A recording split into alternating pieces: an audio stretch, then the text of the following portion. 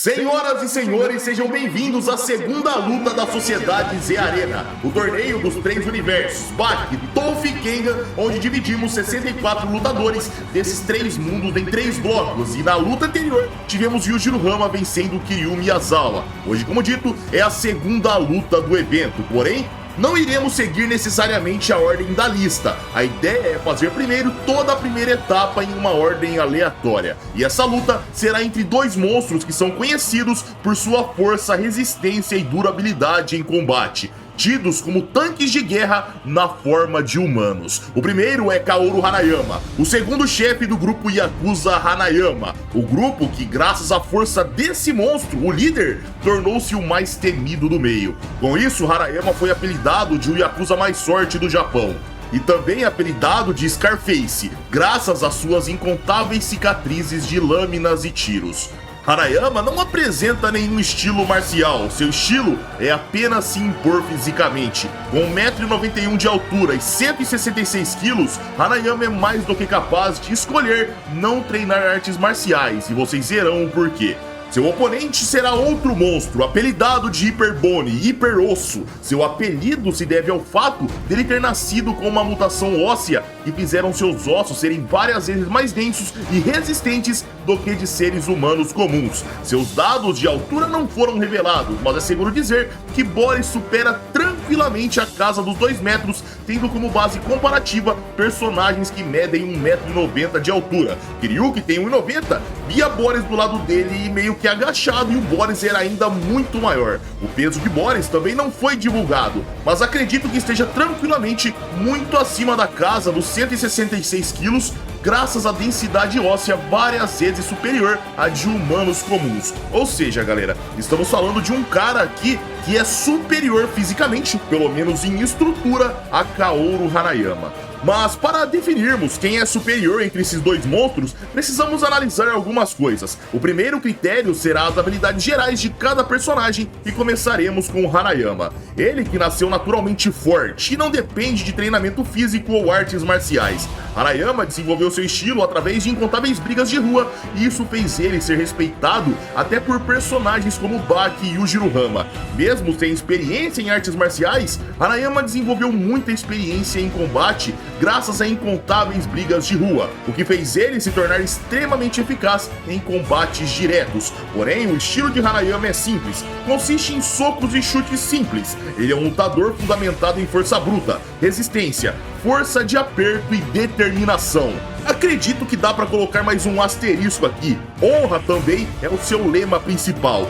Desde criança, ele já destruía objetos metálicos sem esforço. Na idade adulta, passou a derrubar estruturas, veículos blindados e adversários capazes de enfrentar dinossauros. Agora, as habilidades gerais de Boris. Ele nasceu com uma mutação genética espontânea relacionada à proteína LRP5, responsável pela formação óssea. Seus ossos são várias vezes mais densos e possuem uma resistência muito acima da humana. Mesmo em sua fase adulta, seus ossos continuam crescendo e se regeneram mesmo após amputações. Boris é capaz de sobreviver ao frio extremo de menos 60 graus por anos. Colocaram ele nesse frio para que tentassem matá-lo de alguma forma. Ele pode sobreviver à água fervendo sendo jogada na sua garganta e não apresenta dano algum após o ocorrido. Apesar de não ser um exímio artista marcial, Boris apresenta compreensão em algumas técnicas do Nadashinkage. Ele tem defesa contra quedas, técnicas de restauração física de concussões e desintoxicação corporal. Ele é capaz de lutar corpo a corpo e na luta agarrada, e mesmo não sendo um grande mestre, a valência física faz qualquer diferença ir embora. Agora vamos para os sentidos e a percepção. Primeiro, Kaoru Hanayama. Ele é capaz de pressentir que está em um ambiente hostil rapidamente, porém Hanayama sempre ignora seus sentidos. Mesmo sabendo que está num local onde tem oponentes armados, ele prefere se jogar, suportar os tiros ao invés de desviar. Mesmo estando prestes a enfrentar monstros como Yujiro Hama e Miyamoto Musashi, ele em momento algum pensará em desviar de nada lançado. Agora vamos para os sentidos e percepção de Boris Ivanov.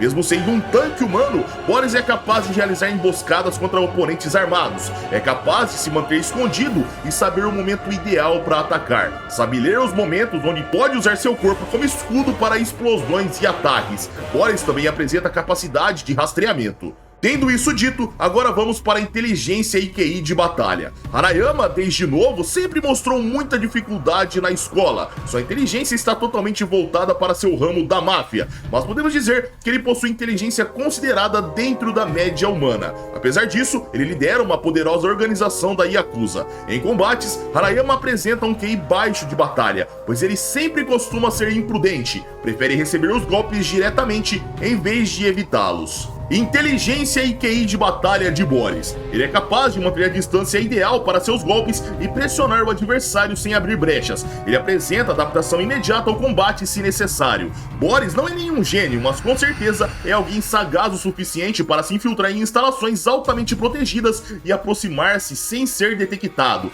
Boris apresenta uma resistência mental absurda. Mesmo após perder a esposa grávida, ele aguentou anos de tortura, amputações graças ao frio extremo e anos de prisão, o que não fez ele perder seu objetivo.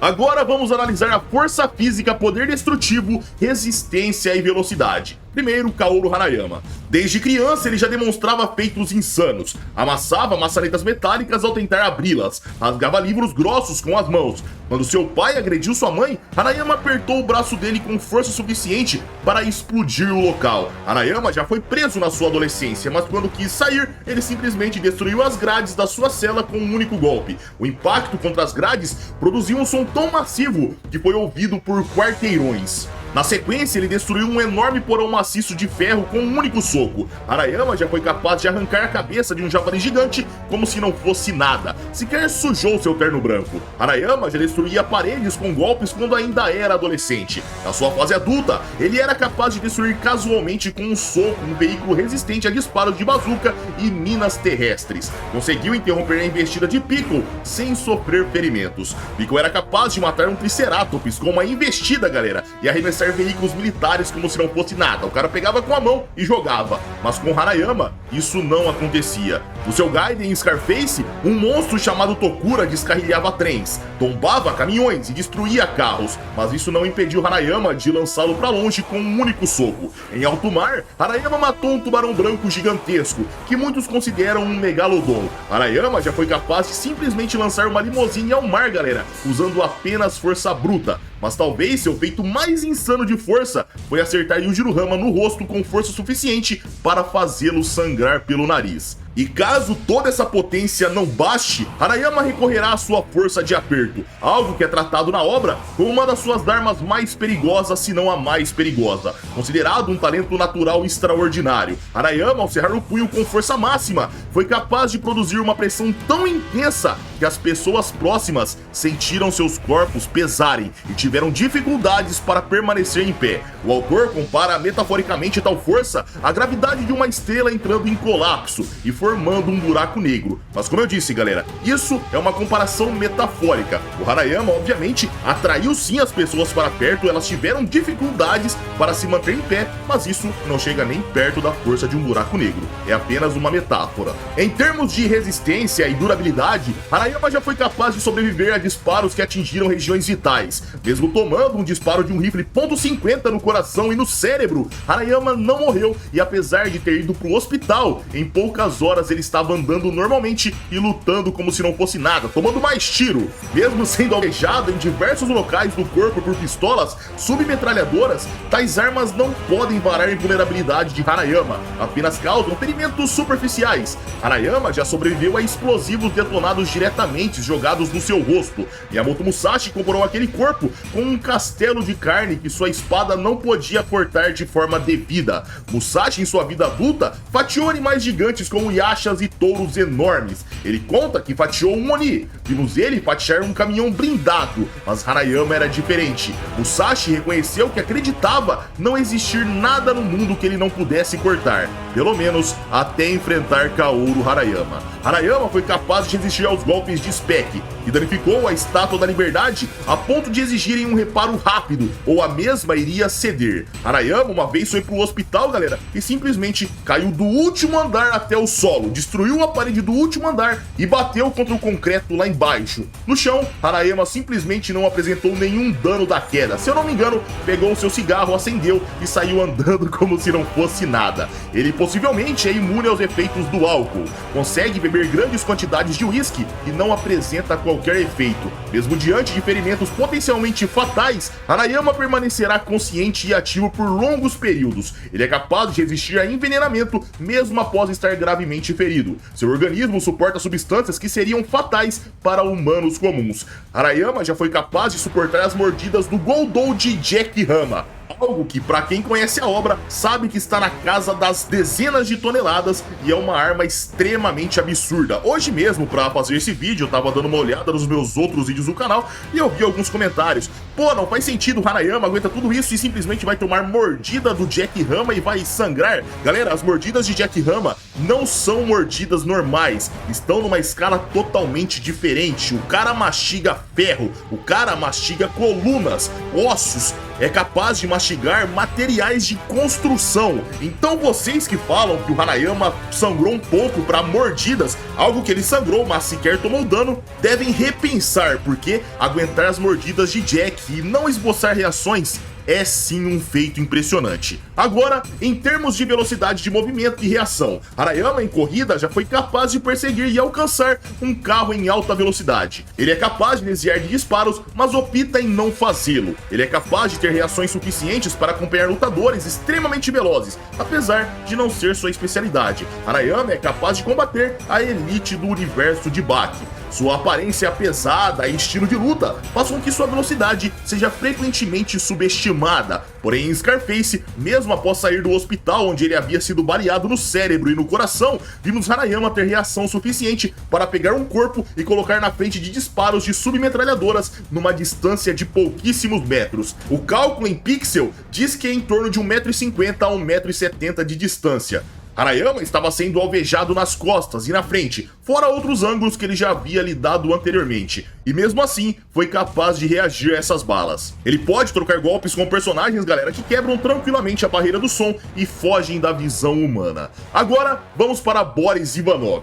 Com golpes casuais, Boris é capaz de afundar completamente rostos humanos, deformar a face humana e quebrar ossos. Ele girou o pescoço de um alce gigantesco e o matou num único movimento. Em seu tempo de prisão, Boris presenciou um motim iniciado por 4 prisioneiros lendários, fortes o suficiente para dominarem os guardas armados, o que fez a prisão pegar fogo com o motim e a maioria dos prisioneiros optou em segui-los. Porém, Boris controlou tal motim sozinho como se não fosse nada. Ele foi capaz de derrubar o príncipe demônio contido e fazer ele sangrar. Porém, o maior trunfo de Boris se encontra no desespero. Ao lidar com pressão, ele optará por seu abraço de urso, que foi capaz de trincar as costelas de Kibo. Em seguida, ele entrará com cabeçadas capazes de destruir o aço. Em resistência, Boris se destaca ainda mais. Graças aos seus ossos, ele é capaz de receber golpes de Ricardo Punho de Fera e sorrir sem sequer se mover. Ricardo, galera, destruía paredes como se rasgasse papel com seus jabs. Tinha golpes tão fortes ou mais que Ryusei, que foi capaz de explodir um urso imune a armas de fogo. Ao ser chutado por Kibo, o mesmo disse que era como chutar um bloco gigante de aço. Kibo é capaz de nocautear um campeão peso pesado do Tozin, galera, que sobreviveu a um atropelamento de caminhão quando criança, e criança, o cara não tinha nada além de pequenos arranhões. Então imagina a resistência desse cara na vida adulta. Porém, o Kibo não era capaz de nocautear o Boris facilmente.